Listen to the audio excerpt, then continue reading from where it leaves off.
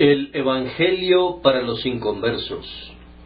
Ten confianza, levántate, Él te llama.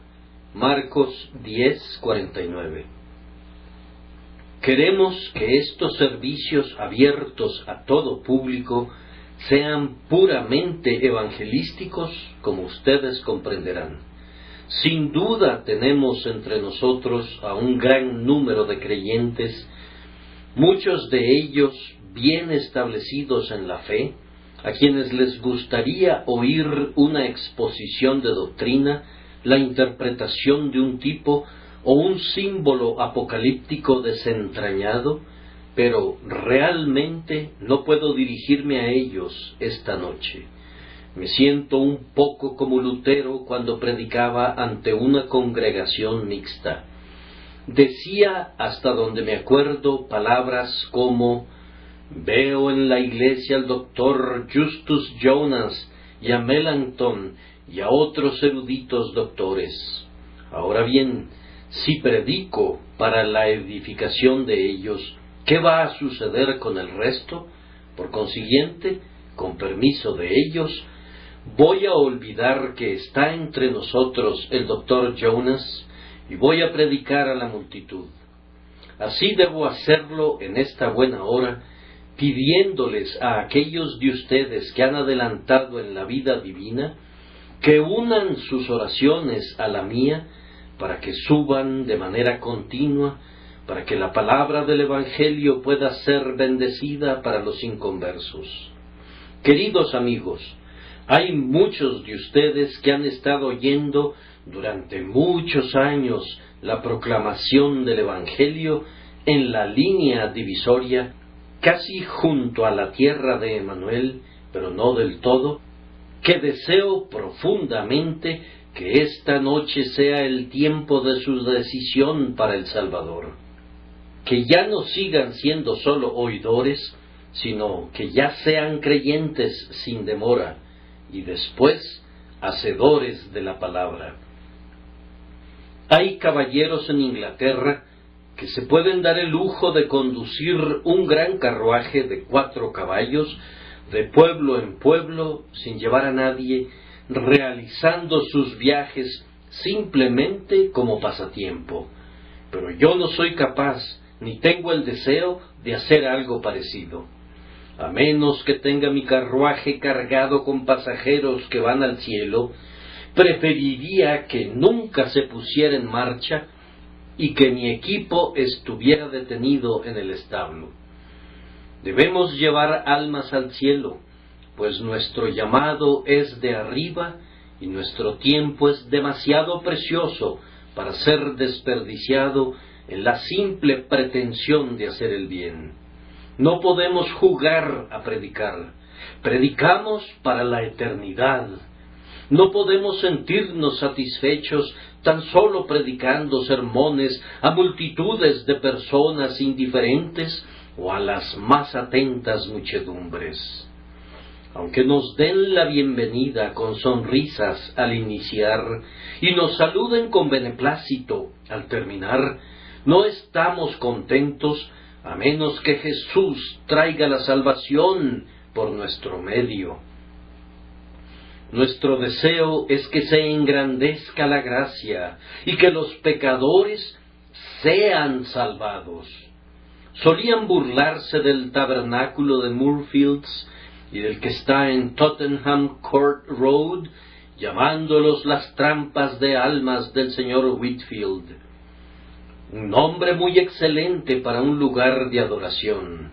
Que así sea este tabernáculo. Debe ser una trampa de almas, y nos sentiríamos decepcionados, en verdad, si algunas almas no cayeran en la trampa esta noche. Mi corazón estaría verdaderamente triste si Dios no bendice la palabra y la hace tan potente que algunos de ustedes se acerquen a la proclamación del Evangelio y entren a la vida eterna. Antes de intentar ocuparme de mi texto, déjenme describirles el plan de la salvación. Ustedes lo conocen. la mayor parte de ustedes. Oh, que pudiéramos llegar a las miles de personas en Londres que no lo conocen, a las multitudes que nunca entran a una casa de oración o no prestan atención al mensaje del Evangelio. Nuestro corazón está ansioso por llegar a ellos. Pero ¿qué más podemos hacer por ellos? Perecen en una ignorancia voluntaria. Damos gracias a Dios porque muchos de ellos están aquí esta noche. Voy a aprovechar esta oportunidad para predicar el plan de la gracia. Aunque muchos de ustedes lo conocen, permítanme repetirlo otra vez. Por el pecado, por la injusticia, por la violación de la ley de Dios, hemos roto nuestra paz con Dios. Estamos perdidos porque Él debe castigar el pecado. No es posible que Él sea el justo gobernador del universo y que permita que el pecado permanezca sin ser castigado. Castigar el pecado no es un propósito arbitrario de un Dios airado. Es inevitable en el universo que allí donde hay maldad debe haber sufrimiento. Cada transgresión debe recibir su debido castigo, si no en esta vida, en la vida venidera. La pregunta es, ¿cómo podemos ser perdonados? ¿Cómo, consistentemente con la justicia divina, pueden ser borradas nuestras iniquidades? Este no es un problema sumamente complicado que se nos ha dado para que lo resolvamos. El camino de Dios para alcanzar la paz es presentado con claridad por la revelación. Dios, por medio de su palabra infalible, nos ha dicho cuáles son los medios y los instrumentos por los que los pecadores culpables pueden ser hechos justos ante Él, y que, en lugar de ser arrojados de su presencia al final, puedan ser aceptados y puedan habitar a su diestra. Él nos dice que, como el primer pecado que nos arruinó no fue nuestro, sino de Adán, y por la transgresión de un hombre todos caímos, así pudo ser posible que Él, en consistencia con la justicia, ordenara que otro hombre viniera en el futuro por quien nos pudiéramos levantar y ser restituidos. Ese otro hombre ha venido, el segundo Adán, el Señor del cielo.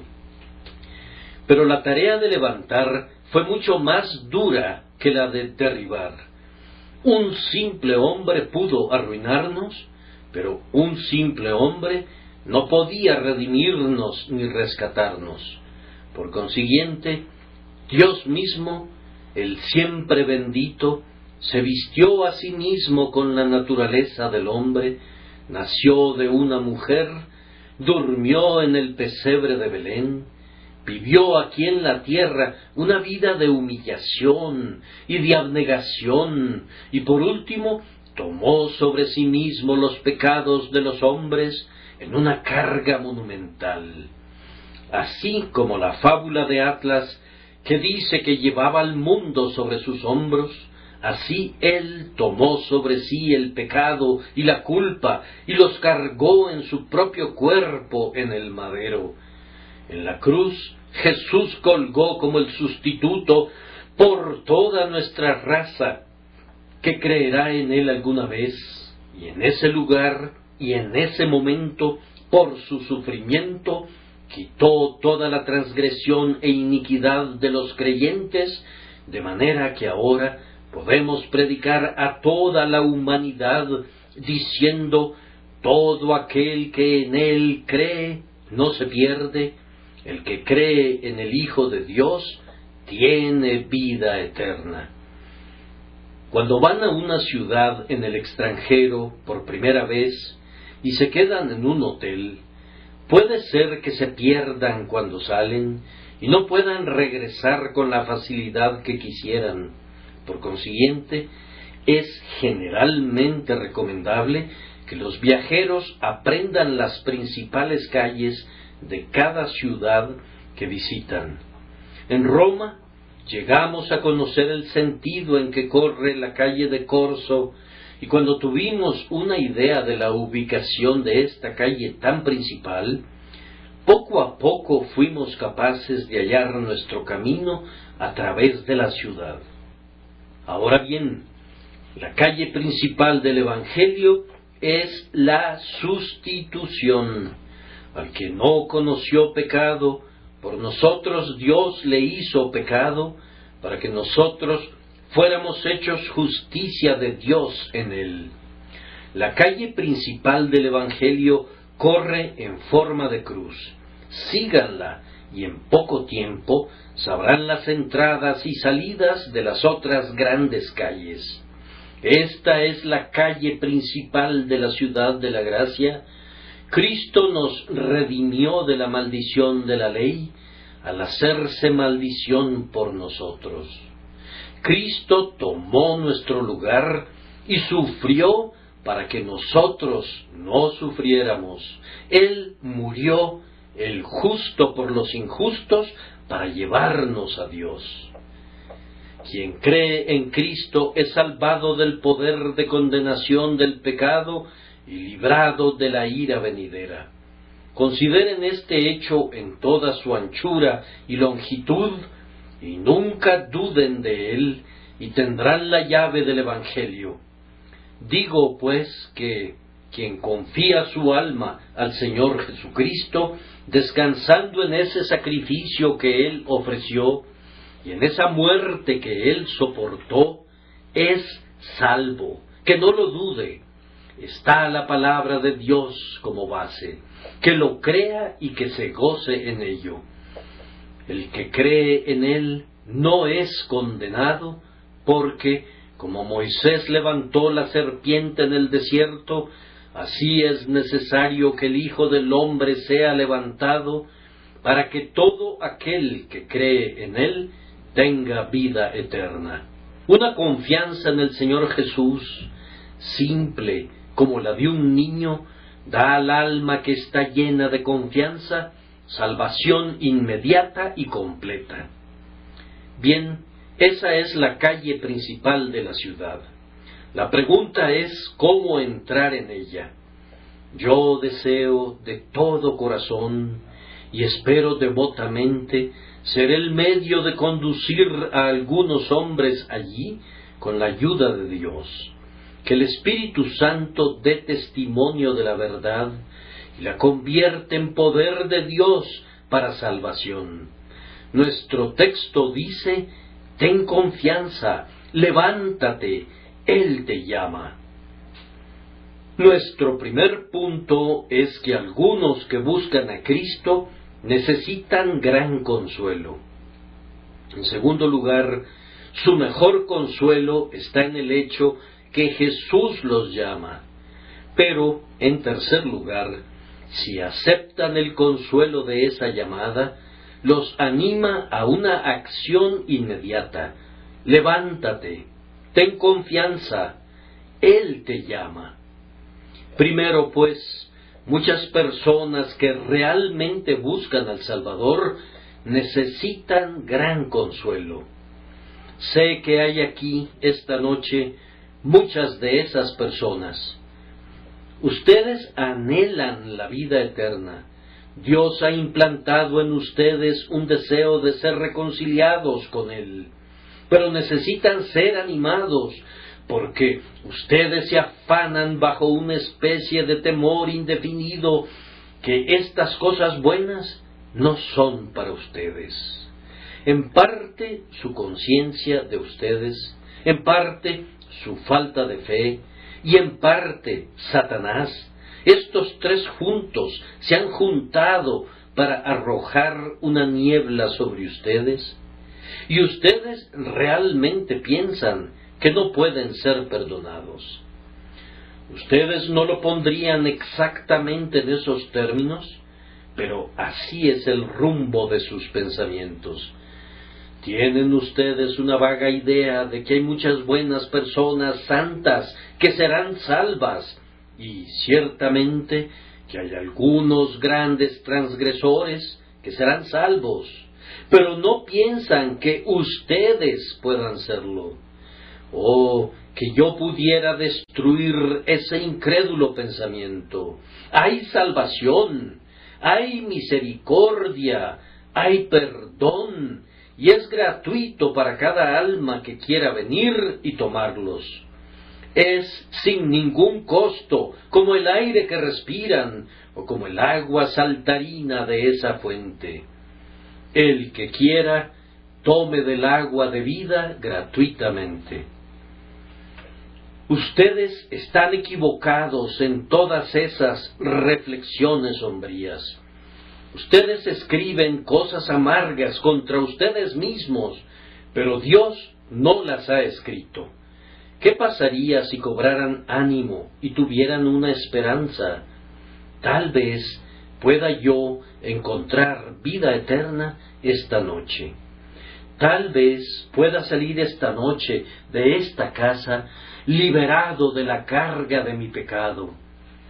Sería un buen comienzo si tuvieras una esperanza así, pero podrías ir mucho más lejos con esa gran confianza. Puede ser que estás abatido porque piensas que has estado buscando en vano.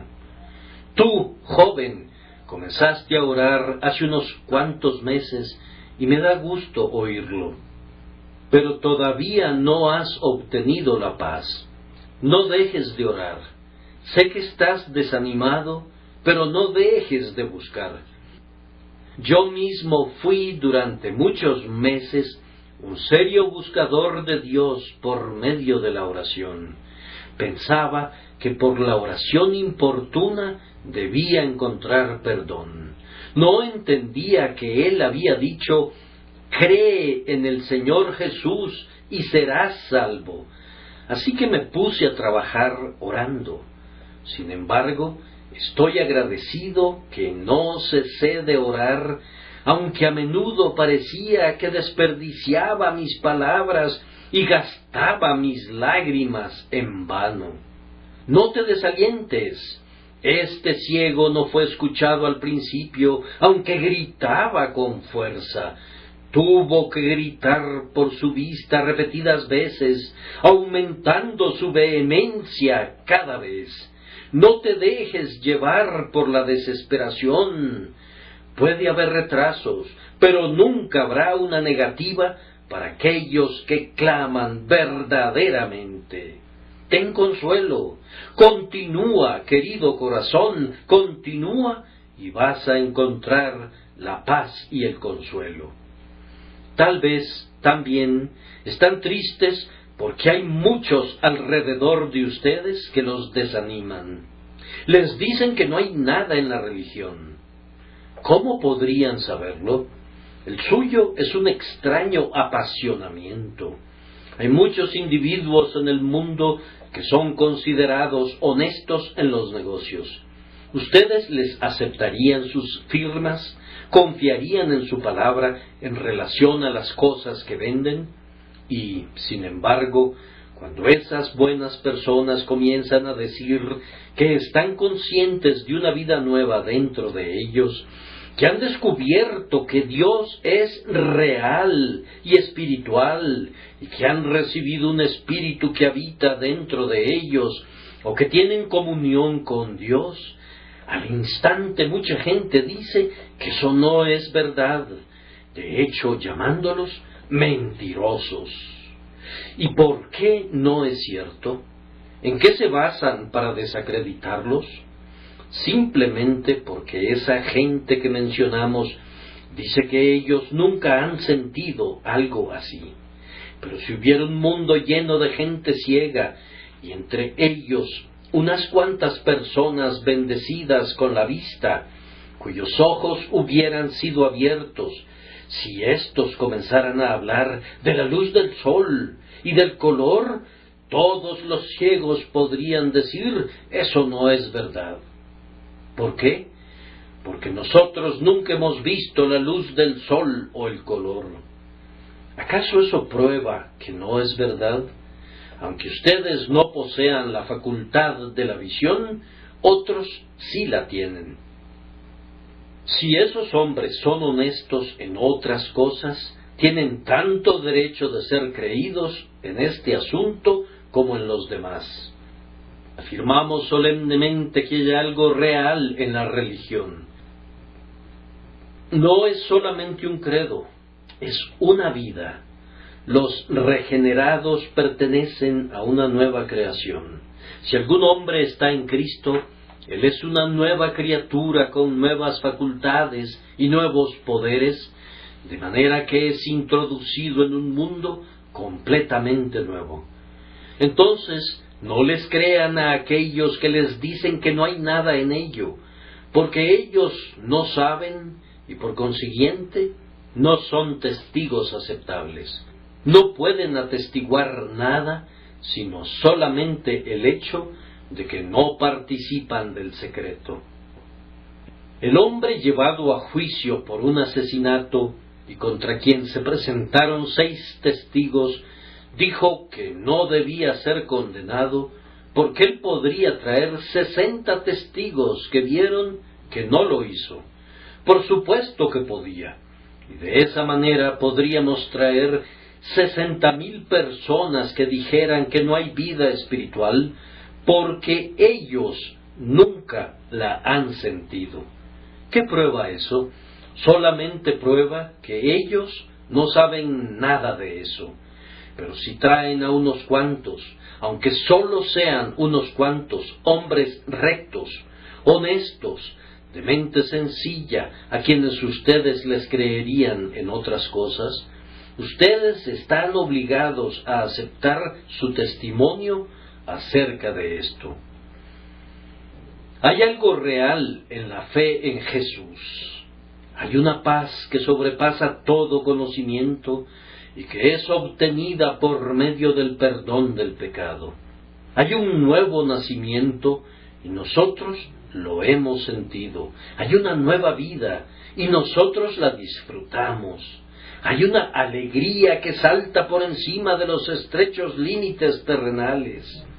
Hay un descanso del corazón, similar al descanso que gozan los benditos que están en el cielo, y puede ser gozado aquí y ahora. Miles de nosotros somos testigos de que así es. Entonces no se desalienten, pues no les estamos contando viejas fábulas, sino la propia verdad que nosotros mismos hemos gustado y probado. Ustedes que están buscando la vida eterna no necesitan ser desconcertados por los escépticos. Nosotros somos hombres sinceros y les estamos diciendo lo que hemos probado por nosotros mismos. Ustedes encontrarán que es tal como Dios lo declara. Tal vez una razón por la que ustedes no han obtenido consuelo es porque todavía no conocen todo el Evangelio. Las buenas noticias contadas a medias a menudo pueden parecer malas noticias. He leído que en los días de las señales por semáforo llegó a Inglaterra un mensaje concerniente al duque de Wellington, y se leyó la mitad de ese mensaje según aparecía en el semáforo, que asombró a toda Inglaterra con la triste noticia. Decía así: Wellington derrotado.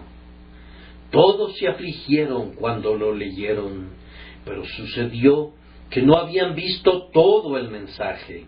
Había intervenido la niebla, y cuando poco a poco se aclaró el aire y el telégrafo volvió a emitir su señal por segunda vez, se recibió así: Wellington ha derrotado a los franceses, que es algo completamente diferente, totalmente lo contrario de lo que la mitad del primer mensaje había llevado a temer. Así, cuando ustedes oyen la mitad del Evangelio, puede parecer que los condena, pero solamente tienen que oír la otra mitad para descubrir sus alentadoras nuevas.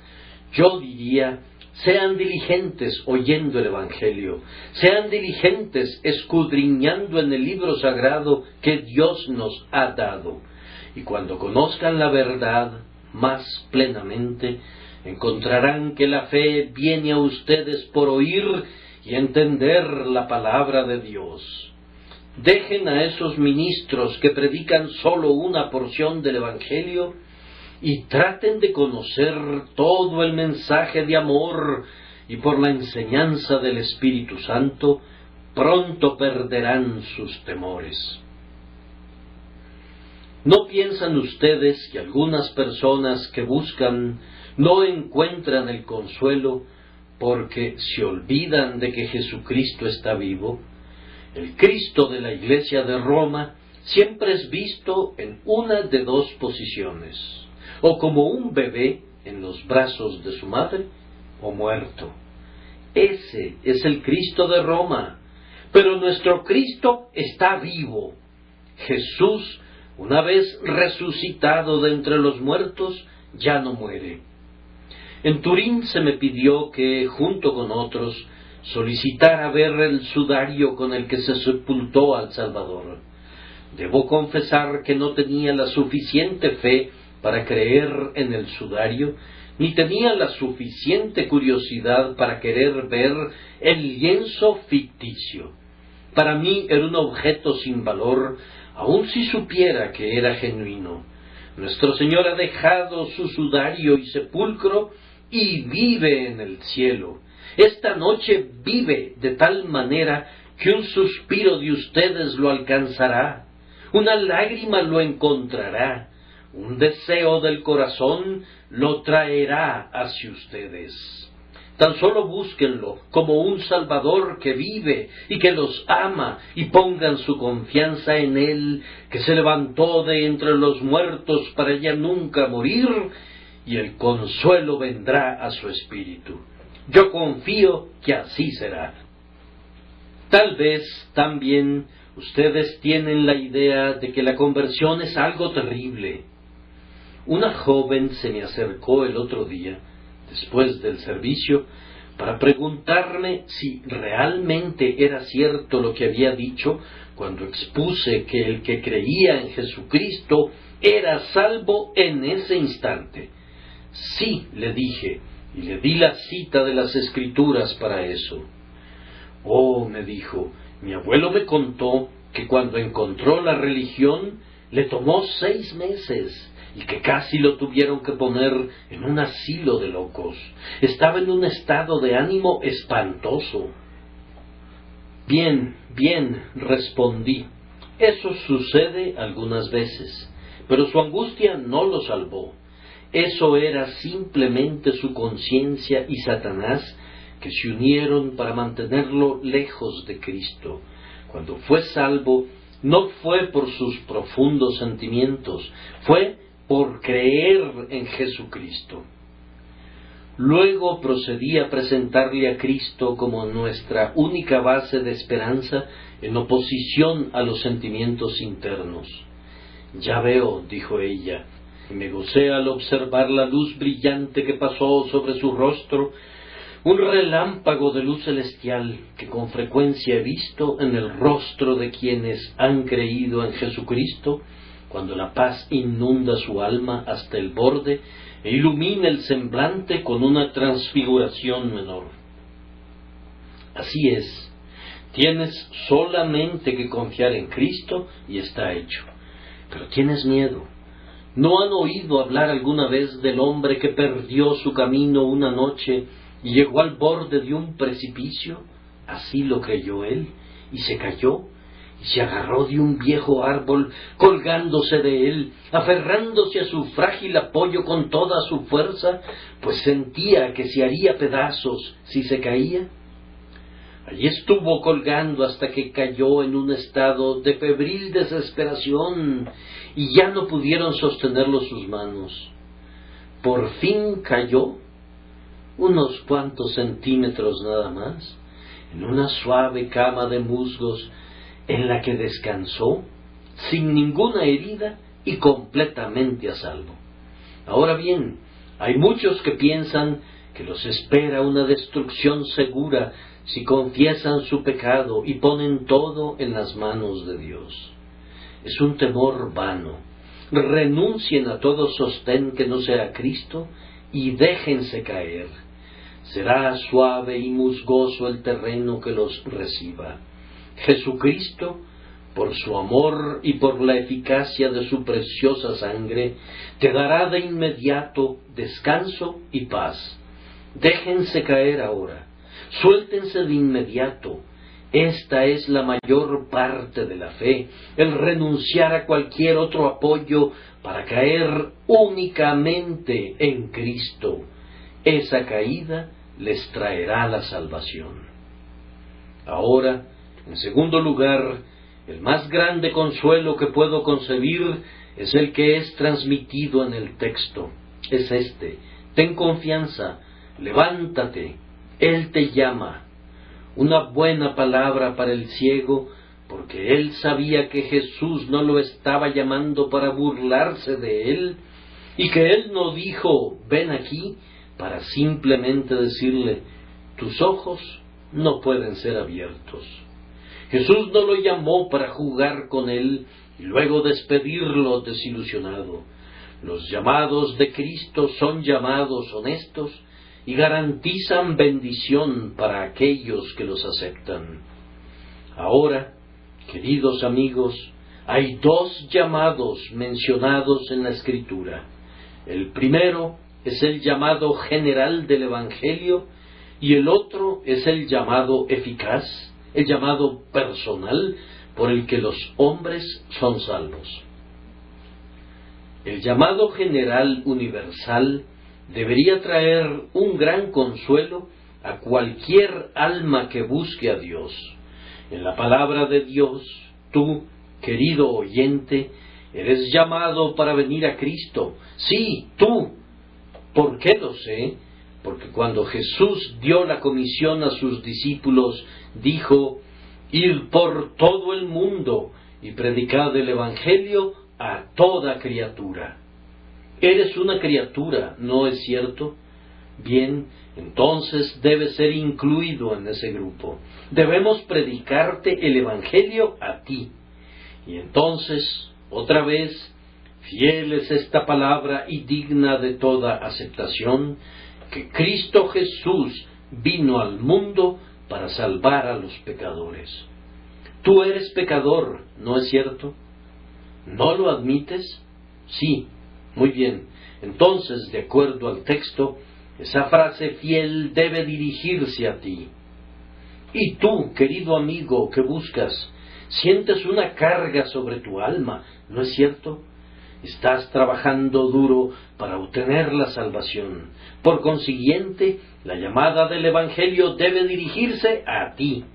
Venid a mí, todos los que estáis fatigados y cargados, y yo os haré descansar. Ciertamente hay otros muchos llamados así, pero hay otro que debe incluirte. El que quiera, tome del agua de vida gratuitamente. ¿Quieres venir? Entonces, sin duda eres llamado para venir a Cristo.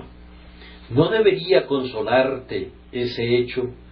Porque, como ya te he dicho, no te llama para burlarse de ti, ni te está invitando a venir sin tener la intención de bendecirte. Oh, escucha su llamado sincero y llénate de valor y ven a Él. Nadie tiene problemas de ir allí donde hay una invitación general. Si alguien cruzó alguna vez el monte San Bernardo, sabrá que no se necesita que lo presionen mucho para entrar al albergue y pasar allí la noche. Cuando salen y te dicen que todo mundo es bienvenido, rico o pobre, y que casi todos los viajeros pasan allí la noche, te decides a entrar. El otro día fui al hospital de la Santa Cruz, cerca de Winchester, que algunos de ustedes conocen. Allí le regalan un pedazo de pan a todo el que toca la puerta. Toqué sin ninguna pena. ¿Por qué no habría de hacerlo? Si a todos les dan una pieza de pan, ¿por qué no habría yo de recibir la mía? Y así, naturalmente, se abrió la ventanilla y recibí mi trocito de pan junto con los amigos que me acompañaban. Es un regalo que se le da a cualquiera que los visita. No me tuve que humillar ni hacer nada especial. Era para todos, y yo llegué y lo recibí como cualquier persona dispuesta a tocar. Ahora pues, si se debe predicar el Evangelio a toda criatura, ¿por qué andas dando vueltas cuando quieres el pan de la vida? ¿Por qué pierdes tu tiempo haciendo pregunta tras pregunta, cuando todo lo que tienes que hacer es tomar lo que Cristo te da gratuitamente? Yo garantizo que ustedes no se plantean toda esa problemática en asuntos de dinero. Si reciben una herencia de un bien raíz, no emplean a un abogado para que busque fallas en el título de propiedad o invente objeciones al testamento.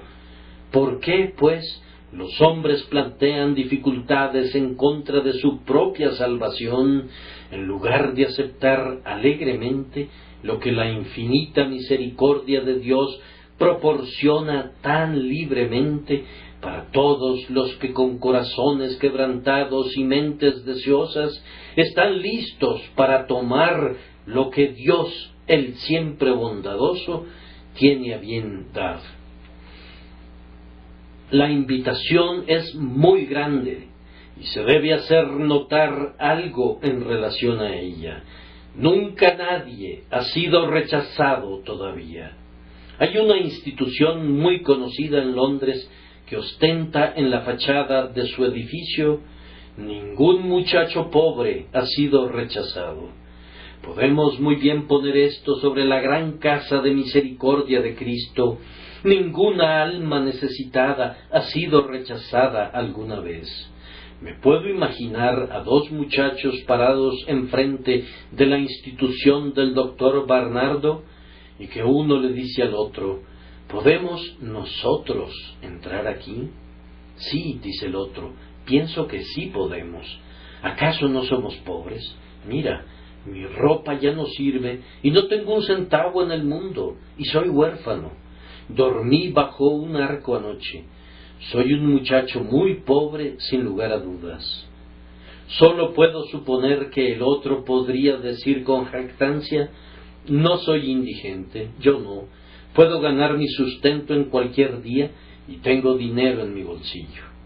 Ahora bien, ese joven no tiene motivos para ser admitido, porque no es indigente. Pero el otro muchacho, que tiene hambre y su ropa está hecha harapos y está sin hogar, será bienvenido con toda certeza. Cuando lee esas líneas: ningún muchacho pobre ha sido rechazado, dice, entonces hay esperanza para mí. Ahora, entonces, alma necesitada, Jesucristo nunca ha rechazado a alguien como tú. Si tú tienes una bodega de méritos propios, si tú crees que puedes ser salvo por tus buenas obras, no perteneces a la categoría de necesitado. Los sanos no tienen necesidad de médico, sino los que están enfermos. Pero si se te despoja de toda tu vanagloria, si eres llevado a la quiebra en cuanto a tus méritos personales, si has caído en la pobreza absoluta en cuanto a alguna esperanza en ti mismo, entonces, como jamás ha sido rechazada ninguna alma necesitada, ni lo será, ven a Jesús de inmediato. Ven de inmediato, digo. Ten confianza, levántate, Él te llama. Pero, queridos amigos, dije que había otro llamado eficaz.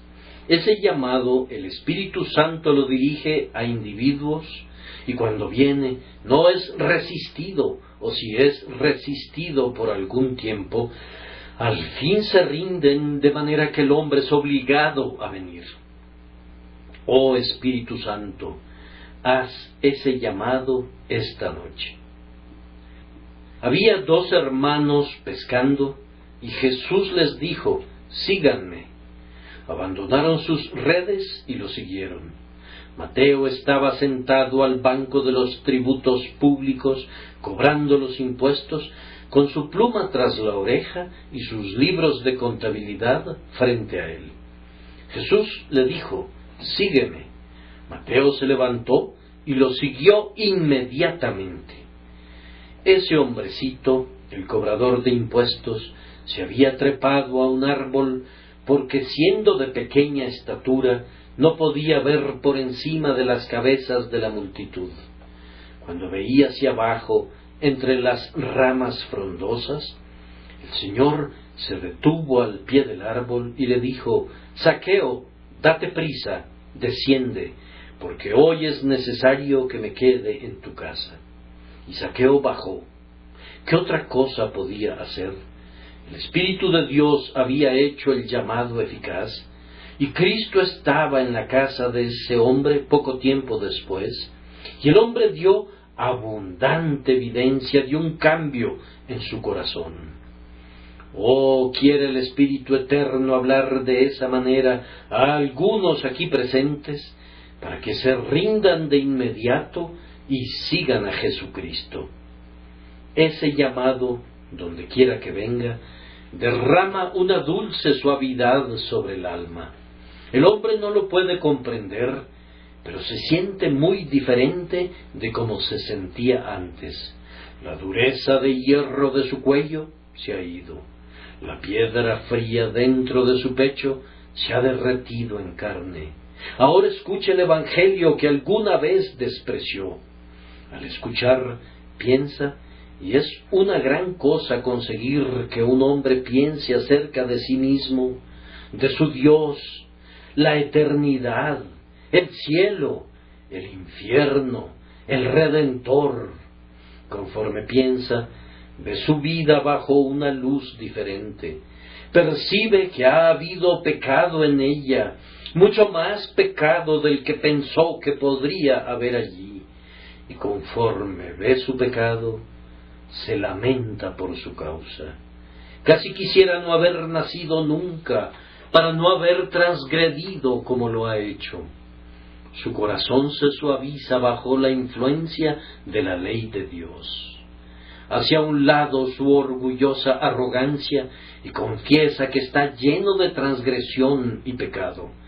Junto con estas reflexiones y con el arrepentimiento, viene una pequeña esperanza.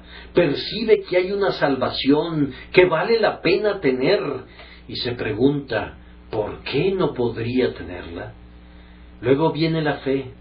Percibe que Jesús es el Hijo de Dios y se dice a sí mismo, si es divino, me puede salvar aún a mí. Confía, y al confiar, la oscuridad que lo envolvía comienza a desaparecer. Obtiene una pequeña luz, y luego un poco más de luz, y por último exclama, ciertamente creo que Jesús murió por mí. Pongo mi alma en sus manos traspasadas, soy perdonado, soy salvo. Ese hombre ha sido llamado por el bendito Espíritu. Es muy extraño también cómo llama Dios a algunos hombres. He sabido que ocurre muchas veces en este tabernáculo. He estado predicando y he hecho una observación que se ha ajustado al caso de alguien tan bien como si yo hubiera sido el compañero de ese hombre y lo conociera muy bien. ¿Cómo ha sido eso? Les diré. Dios había estado trabajando en ese hombre y llevó a su siervo para trabajar hacia el mismo punto. El Señor había estado trabajando por su providencia, haciendo un túnel a un lado de la montaña de la indiferencia de ese hombre, y luego me puso a trabajar al otro lado, guiándome en mis pensamientos, de manera que pude predicar el Evangelio de una manera adecuada. De la misma manera como cuando hicieron el túnel del monte Cenis, Un grupo de ingenieros perforaban de un lado y otro grupo del otro lado, y luego se encontraron en el corazón del gran monte. Una madre piadosa ha estado perforando la montaña por medio de sus súplicas, o un dedicado maestro cristiano, o una esposa o hermana han estado haciendo ese mismo trabajo. O tal vez la enfermedad, como la barra de diamante que perfora, ha estado atravesando a ese hombre, y por último, en este lugar, la palabra del Señor ha dado los golpes acertados, de manera que el túnel a través del alma ha sido terminado y el resultado ha sido la salvación eterna. Tal vez algunas palabras dichas esta noche no han sido palabras al azar para algunos de ustedes aquí presentes, sino las propias palabras de Dios enviadas directamente al alma de ustedes. Que Dios nos conceda que así sea, y Él tendrá la alabanza. Oh eterno Espíritu, que así sea. Ahora, para no cansarlos, voy a terminar con el tercer punto, el cual es que el consuelo que viene como resultado de nuestro llamado debe conducir a una acción inmediata. Ten confianza, levántate, Él te llama. Esa exhortación a levantarse significa una decisión instantánea. Han estado dudando y colgando como los platillos de una balanza, temblando entre el cielo y el infierno. ¿Cuál de los dos será? Que el Espíritu Santo los llame de modo que sea Cristo, la salvación, la vida eterna. No lamento cuando alguien se enfurece al escuchar un sermón. Lo peor que puede pasarme esta noche es que todos ustedes estén satisfechos. Pero cuando algunas personas se enojan mucho, entonces se ponen a pensar, y al pensar sienten, y al sentir pueden volverse hacia Dios.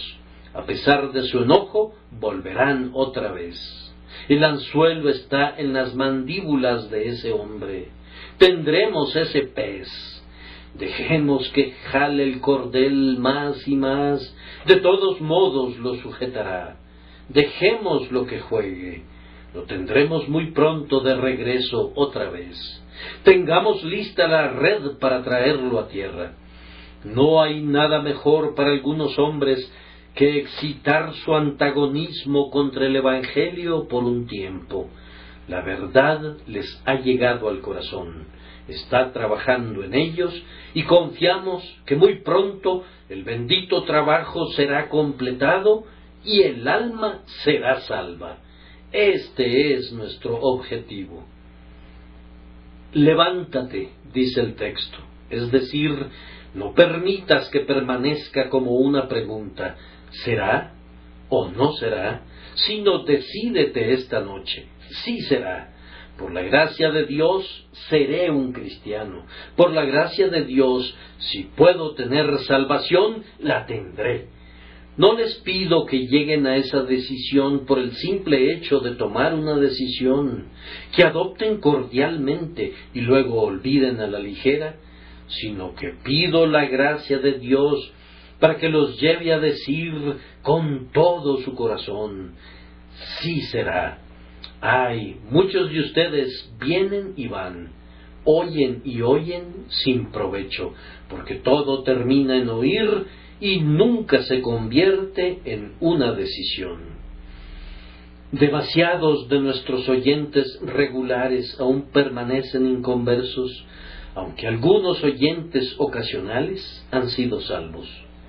Cuando oprimen una goma, pueden deformarla, pero si la sueltan, regresa a su forma anterior.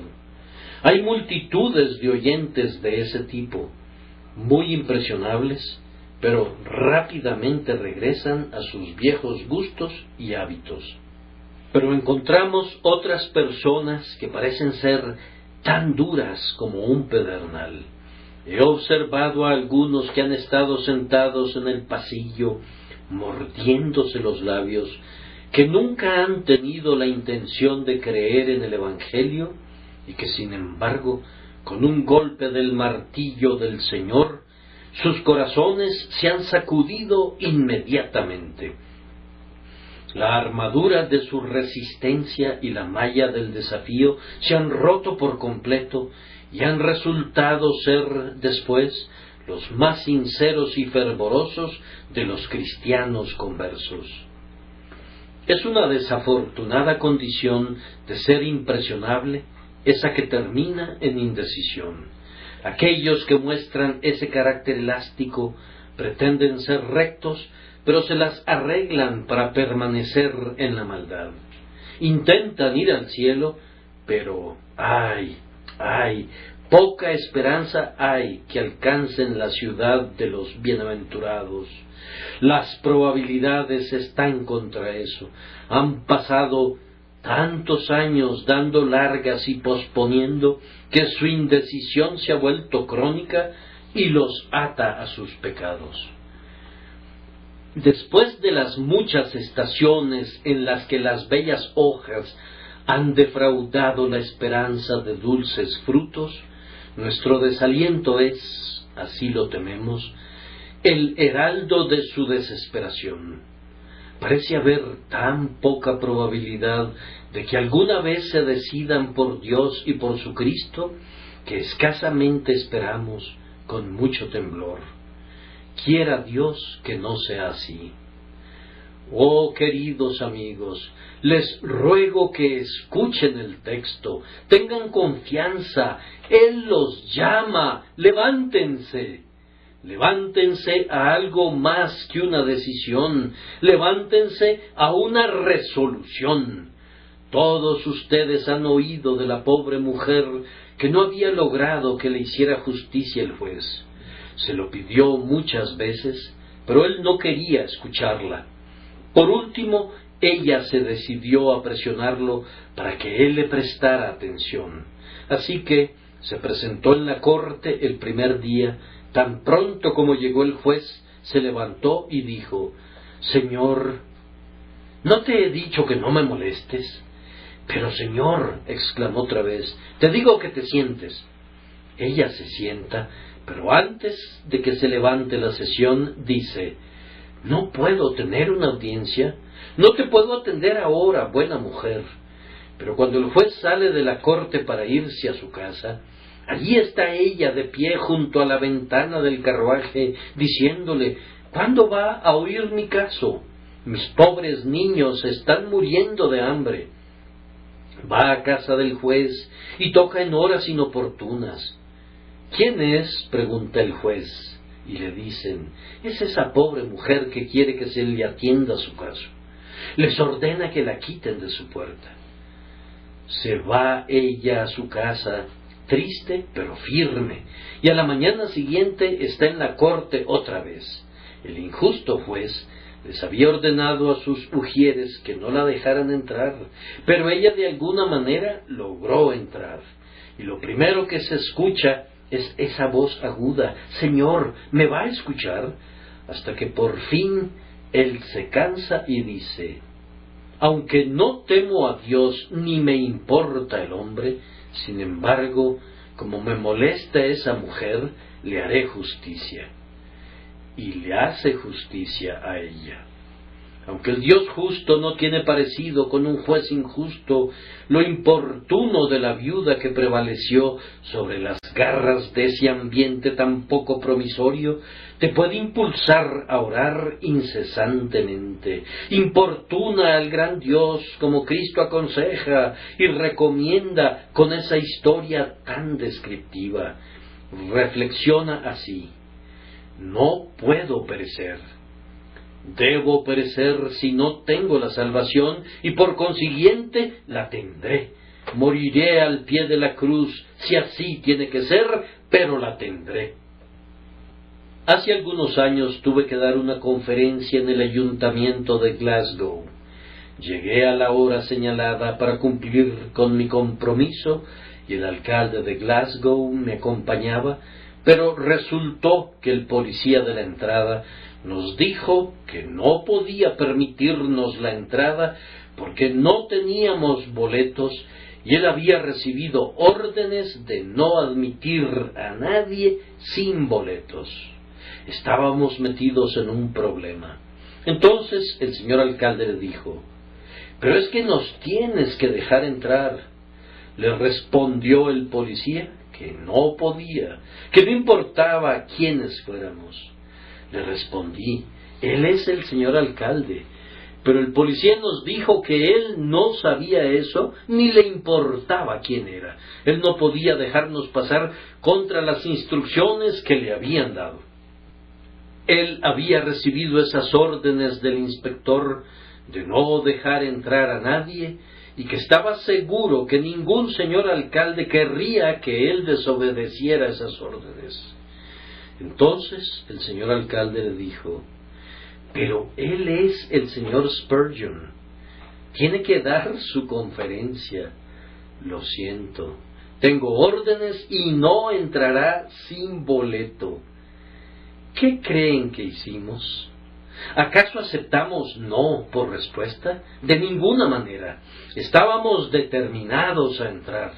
Así que hablamos y negociamos y razonamos, pero nada. Como buen policía cumplía con su deber y no aceptaba mandatos de nosotros que fueran contrarios a las órdenes dadas. Ahí nos detuvimos. Por último, fue lo suficientemente condescendiente para dejarnos enviar nuestras tarjetas a su inspector y de inmediato fuimos admitidos.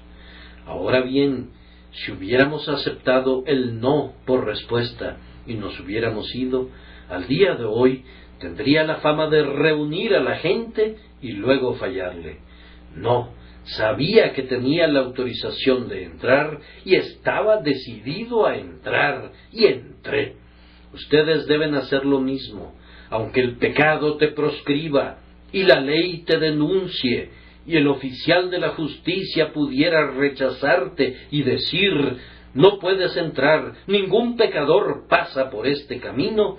Insiste en que eres una criatura y un pecador, y que el Evangelio se envía a todas las criaturas, y especialmente invita a los pecadores, y que por consiguiente estás determinado a ir a la fiesta de la gracia sin importar quién se oponga. Permanece firme en tu decisión de entrar, y tan cierto como que Dios es verdadero, si hay esta resolución y perseverancia en ti, entrarás al banquete del amor, heredarás la vida eterna y te gozarás para siempre.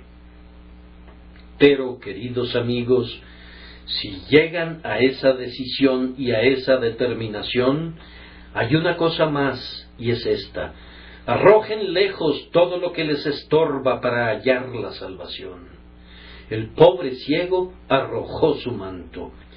Ahora pues, si quieren ser salvos, deben decidir en su alma, por la bendición del Espíritu Santo, renunciar de inmediato a cada pecado y a cada hábito que les impida hallar a Cristo. No hay placer que valga la pena conservar si es al precio de sus almas. No hay pecado que valga la pena conservar por ningún motivo. Dejen ir todos sus viejos placeres y hábitos. Dejen que todos se vayan y entréguense a Jesucristo.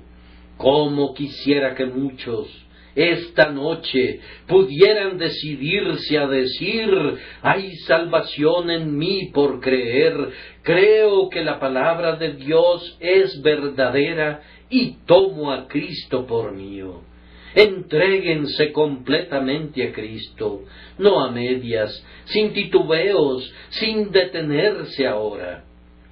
Ustedes saben lo que Cortés hizo cuando llegó a México y se disponía a conquistarlo.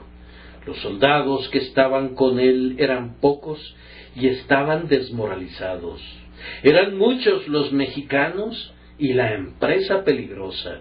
Los soldados hubieran querido regresar a España, Pero Cortés llamó a 2 o 3 héroes escogidos, y con ellos se fue a la orilla del mar y destruyó todos sus barcos. Y ahora dijo: debemos conquistar o morir, no podemos regresar. Quemen sus naves, desháganse de sus pensamientos de regresar, abandonen el pecado y aborrézcanlo. Dios les ayuda a hacerlo, porque este es su evangelio. Por tanto, arrepentíos y convertíos.